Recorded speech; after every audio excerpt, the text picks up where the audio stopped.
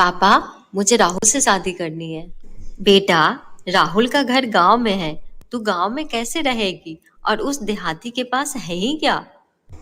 पापा, आप उसे देहाती मत कहो। I love him. और अगर हम किसी से प्यार करते हैं तो उसके लिए हर वो काम करना जायज है जो हम कर सकते हैं। बात तो तेरी ठीक है बेटा, लेकिन रोते हुए फिर मेरे पास मत आना। ठीक है पापा, बस आप राहुल से शादी करवा दो। इसके बाद तान्या और राहुल की शादी हो जाती है और राहुल तान्या को ब्याह कर अपने गांव ले आता है। राहुल, हम कहाँ आ गए हैं? और ये इतनी गंदी बदबू कैसी आ रही है? ये मेरा गांव है, यानी कि तुम्हारा ससुराल। और तान्या, ये बदबू नहीं, गोबर की खुशबू है। तभी तान्या देखती है कि एक औरत गाय का गोबर अपने हाथों से उठा रही थी। यक! गाय की पॉटी को हाथ से कौन छूता है? तुम्हारे गांव के लोग कितने गंदे हैं। फिर कार आगे बढ़ती है और एक कच्चे घर के सामने जाकर रुकती है। कार यहाँ क्यों रुक गई? यही तो तुम्हारा ससुराल है तान्या। चलो उतरो, अब घर के अंदर चलते हैं। जैसे ही तान्या कार से उतरती है, उसका पैर कीचड़ में पड़ता है और उसकी हील्स पूरी तरह गंदी हो जाती है। छी, मेरा पैर! यक! राहुल, ये क्या है? पूरे 20,000 की सैंडल थी ये। 20,000 की सैंडल अब तो 20 रुपए की भी नहीं रही। सट अप! सटर? अम्मा देखो ना, ये भाभी क्या कह रही है। अपने घर में तो कौनो सटर ना है। राहुल, कौन है ये बदतमीज लड़की? मेरे 20,000 के सैंडल का मजाक बना रही है। चुप रहो, मेरी बहन है। आओ आओ बहुरिया, नए ससुराल में तुम्हारा स्वागत है। माफ करना, ये तुम्हारी ननद ना थोड़ी सी पगलेट है। कोई बात नहीं मम्मी जी।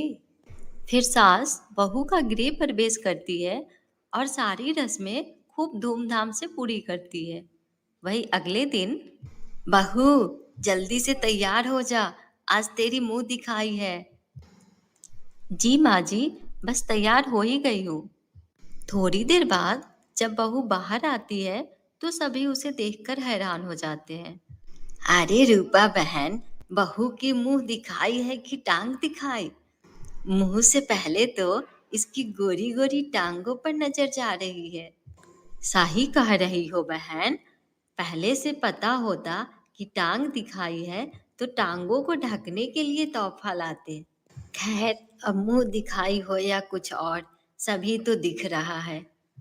जितनी गोरी इसकी टांगे हैं ना, तुम चारों को मिलाकर भी इतना गोरा तुम्हारा मुंह नहीं है। जिस काम के लिए बुलाया है वो करो। बड़ी आई मेरी बहू का मजाक बनाने वाली।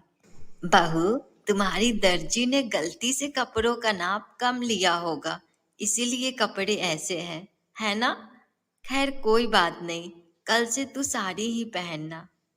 इसके बाद सब मुंह दिखाई की रस्म पूरी करती है और कुछ देर बाद सभी अपने घर चली जाती है। अगले दिन, बहू, तू कौन से दर्जी से कपड़े सिलवाती है? तेरे सारे कपड़ों का गलत नाप लिया है उसने। अरे इससे बड़े कपड़े तो हमारे यहाँ मौली पहनती है। ये मौली कौन है माँ जी? अरे परसों हमारी गाय ने बच्चा दिया है ना, वो।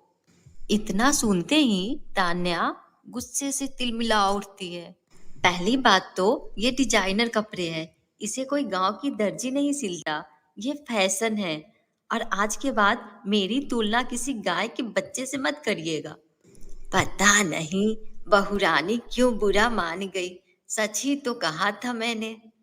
उसके बाद दोपहर में मीना उपले बना रही थी। छी मीना, तुम ये गाय की पोटी हाथ में लेकर क्या कर रही हो? भाभी, ये गाय की पोटी नहीं, गोबर है। इससे उपले बना रही हूँ। चूल्हे में लगाकर खाना बनाने के काम आते हैं ये। छी, तुम लोग कितने गंदे हो। गाय की पोटी से खाना बनाकर खाते हो? छी छी छी छी, मैं तो नहीं खाने वाली ऐसा खाना। और क्या क्या करते हो तुम लोग? इस गांव के लोग तो एकदम नमूने हैं, गाय की पोटी खाते हैं। अरे बहू, तू ये का बकवास किए जा रही है? तुझे पता भी है कि तू का बोल रही है? गाय हमारी माता है अरे यही हमारा सबसे बड़ा धन है। हम गाय के बारे में एक लफ्ज भी नहीं सुन सकते। गाय तुम्हारी माता है, इसके सिवा यहाँ पे किसी को कुछ नहीं आता है। ये गांव और गांव की गवार लोग। फिर तान्या वहां से गुस्से में चली जाती है। और अगले दिन, राहुल देखो ना, मेरी हिल्स ना जाने कहाँ गायब हो गई, कहीं मिल ही नहीं रही। तुम देखो ना यार, यही कहीं होगी। जैसे तुमने तो मुझे कोई कोठी में लाकर रखा है ना, कि मेरी हिल्स घर में ढूंढने से मिलेगी ही नहीं। 2 कमरे की झोपड़ी है, उसमें से एक कमरे में तो जानवर बंधे हैं। फिर कहाँ चली गई तुम्हारी हिल्स? तभी तान्या की सास रूपा वहां पर आती है। नाई की बहुरिया, तुमको बहुत बहुत थांकू। थांकू? नहीं नहीं, वो थैंक यू होता है। वैसे आप मुझे थैंक्स क्यों कह रही है? वो अपनी मौली है ना, वही गाय की बच्ची। वो बार बार अपनी खूंटे से भाग जा रही थी। हाँ, तो उसमें मैंने क्या किया? अरे, तुम जो खूंटी पहनकर घूमती थी ना, हमने उसको उसी में बांध दिया। अब मजाल है वो भाग जाए, बंधी पड़ी है उसमें। इसलिए हम तुमको थांकू बोल रहे हैं। देहाती गवार हो आप, 1 नंबर की। आपको पता भी है, 20,000 की हील्स थी वो। तुम हमको देहाती गवार बोली, अंग्रेजी चिड़िया, अंग्रेज की बेटी। तुमको तो हम अभी बताते हैं। फिर दोनों सास बहू में लड़ाई छिड़ जाती है और दोनों में बहुत झगड़े होते हैं। अरे बस करो, आप दोनों कुत्ता बिल्ली की तरह लड़े जा रहे हो। अरे बिटवा, वो कुत्ता बिल्ली नहीं, टॉम एंड जेरी होता है। आह, क्या बात है, मेरी देहाती सास को इतना तो पता है। अरे, तुमने हमको फिर से देहाती कहा। जिसके बाद दोनों में फिर से झगड़ा हो जाता है और राहुल जैसे तैसे दोनों को शांत करता है। उसी रात कमरे में तान्या बोलती है, राहुल, मैं यहाँ नहीं रह सकती। यार, एक तो 2 कमरे की झोपड़ी, ऊपर से कोई सुख सुविधा नहीं है यहाँ पर। मायके में रानी बनकर रहती थी, यहाँ तो नौकरानी जितनी भी इज्जत नहीं है। और यहाँ के लोग कितने गंदगी से रहते हैं। तान्या, गांव के बारे में कुछ भी मत बोलो। मैं भी यही पला बड़ा हूँ। और तुम्हें तो पहले से पता था ना कि मैं गांव में ही रहता हूँ। तब तो तुम्हें कोई दिक्कत नहीं थी। तुम ही कहती थी कि प्यार के लिए मैं एडजस्ट कर लूंगी। अब क्या हो गया? तुम क्या कहना चाहते हो राहुल, कि मेरी चॉइस गलत है? बिल्कुल नहीं, मैं कभी गलत हो ही नहीं सकती। तो क्या मैं गलत हूँ? हाँ, तुम ही गलत हो। इतनी गंदी जगह पर लाकर रख दिए हो मुझे। अरे, ये इंसानों के रहने लायक जगह भी है क्या भला? ऊपर से तुम्हारे देहाती घर वाले हिल्स को खूंटा समझकर गाय के बच्चे को बांध दिया। मेरे कपड़ों की तुलना उस गाय के बच्चे से करते हैं। सही तो कहते हैं, गांव में ऐसे कपड़े नहीं पहने जाते। यहाँ रहना है तो यहाँ के तौर तरीके से ही रहना होगा। जिसके बाद दोनों में बहुत लड़ाइयाँ होती है और दोनों एक दूसरे से बात भी नहीं करते हैं। अगली सुबह, माँ जी, ये लोग लोटा लेकर कहाँ जा रहे हैं? खेत में। आपका मतलब है टॉयलेट? हाँ बहुरिया, वो कहाँ है ना, हमारे गांव में शौचालय नहीं है, इसीलिए सब लोग खेतों में ही जाते हैं। तू भी जल्दी चल, वरना सुबह हो गया तो जगह नहीं मिलेगी। मैं ऐसे खुले में नहीं जा सकती। घर में बाथरूम बनवाओ। बेशरम लड़की, अरे घर में तुलसी होत है, घर में कैसे शौचालय बनेगा है?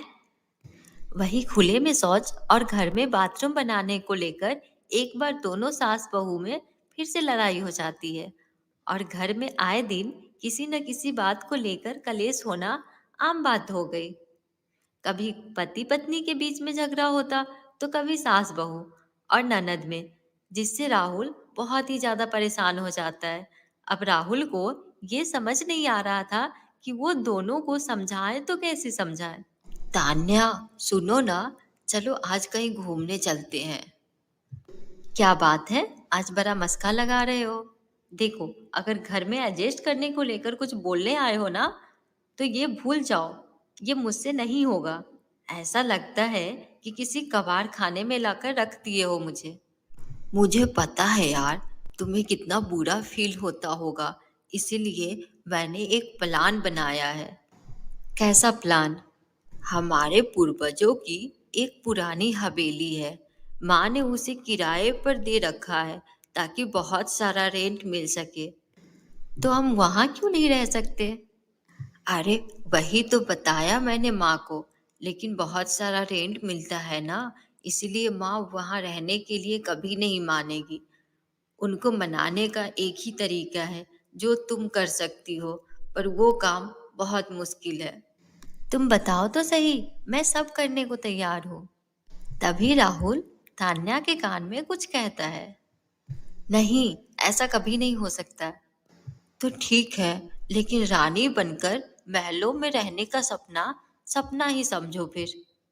अच्छा ठीक है, मैं ये सब करने को तैयार हूँ, लेकिन बस 6 महीने तक। लेकिन अगर 6 महीनों में तुम्हारी माँ नहीं मानी तो अच्छा नहीं होगा, समझ लेना। तुम मान गई ना, तो माँ भी मान जाएगी। उसके बाद राहुल अपनी माँ के पास जाता है। माँ, तान्या आपसे बहुत लड़ती है ना? अरे बिटवा, मैं तो उस शहरी बहू से बहुत परेशान हो चुकी हूँ। ना जाने कब यहाँ के तौर तरीके समझेगी वो। वो समझ जाएगी माँ, लेकिन आपको भी कहीं ना कहीं उसकी बातों को समझना होगा। अगर बहू मेरे मुताबिक रहती है, तो मैं उसे बेटी से भी ज्यादा प्यार करूंगी। पहले वो समझे तो। अगले दिन सुबह सुबह तान्या सास के पास आके उनकी पैर छूती है। शहरी बहू को सर से पैर तक साड़ी में ढकी हुई देखकर सास बहुत हैरान हो जाती है। सासू माँ, आशीर्वाद दीजिए। अरे जुग जुग जियो बहुरिया। सासू माँ, आज मैंने अपने हाथों से नाश्ता बनाया है। टेस्ट करके बताइए कैसा बना है। एक ही दिन में इतना बदलाव?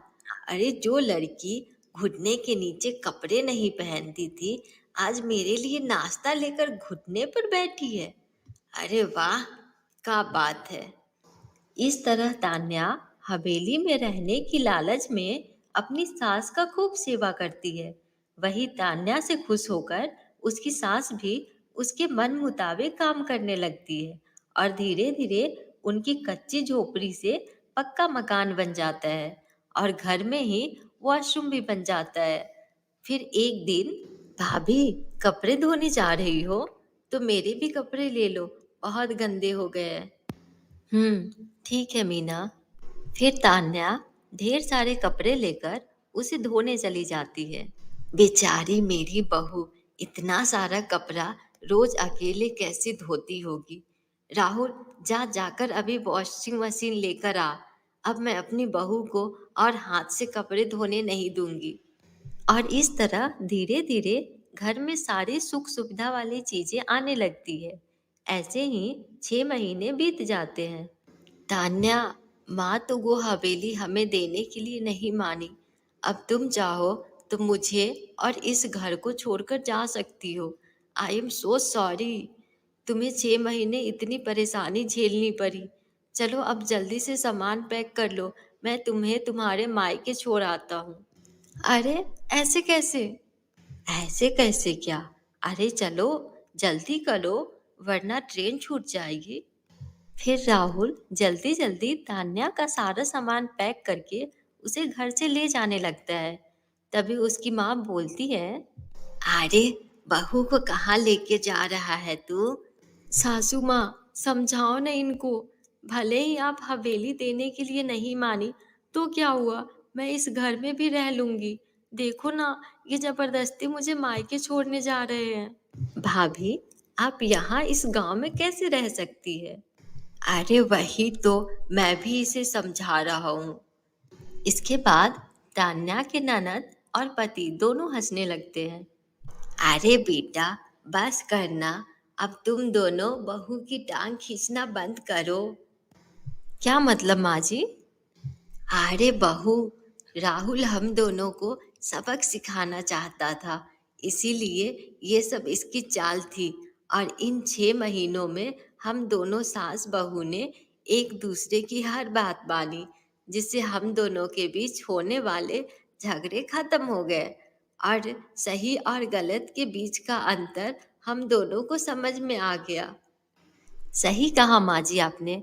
और देखिए ना, मैं हवेली की लालच में ये सब कर रही थी और मेरा घर तो अब खुद ही हवेली जैसा बन गया है। और इस तरह शहर की बहू भी गांव में एडजस्ट हो जाती है और अपने गांव वाले ससुराल को भी थोड़ा एडजस्ट करवा लेती है। और दोनों के थोड़े थोड़े एडजस्ट से सारे लोग खुशी खुशी रहने लगते हैं। हेलो दोस्तों, तो कैसी लगी आप सभी को हमारी ये कहानी? अगर अच्छी लगी हो तो वीडियो को लाइक कर देना और चैनल को सब्सक्राइब करना मत भूलना। Thank you.